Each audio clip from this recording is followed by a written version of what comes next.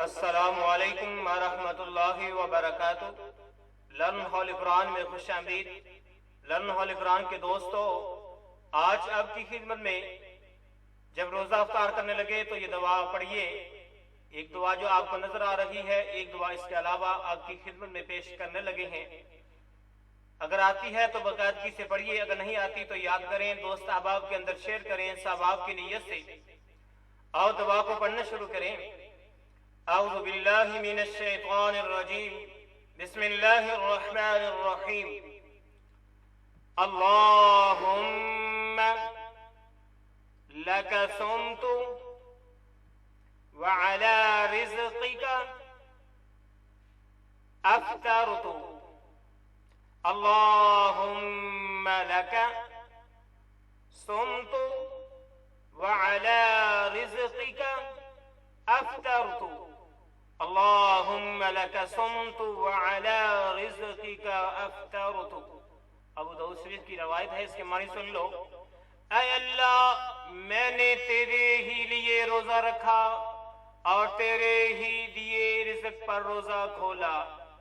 ٹھیک ہے، ایک یہ دعا یا یہ دعا پڑھیے، اور دوسری دعا جو ہے وہ آپ کو سناتے ہیں۔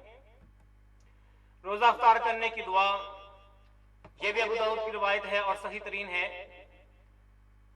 ذہب الظمأ، با کو ضا مشدد کے ساتھ ملا کے پڑھا۔ ذہب الظمأ وابتلت العروق، وا کو باؤ کے ساتھ، تل تا اور لام کے ساتھ، تل تل تا کو اسلام ساکن کے ساتھ ملایا۔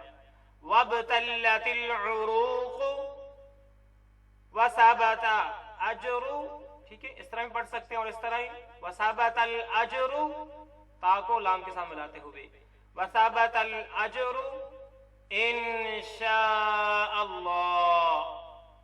اکٹھا سنیے، ذہب الظمأ وابتلت العروق وثبت الاجر انشاء اللہ۔ ذهب الظمأ وابتلت العروق وثبت الاجر انشاء اللہ۔ میں نے سن لیں، پیاس چلی گئی اور رگیں تر ہو گئیں اور اللہ نے چاہا تو اجر و ثواب قائم ہو گیا۔ ابو داؤد کی روایت اور اس کا حوالہ نمبر، حدیث نمبر۔ تو میرے دوست احباب، ان دونوں دعاؤں کو یاد کرنا ہے اور افطاری کے وقت روزہ کھولتے ہوئے ہم نے ان کو پڑھنا ہے۔ آج کے لیے اتنا ہی، اللہ حافظ۔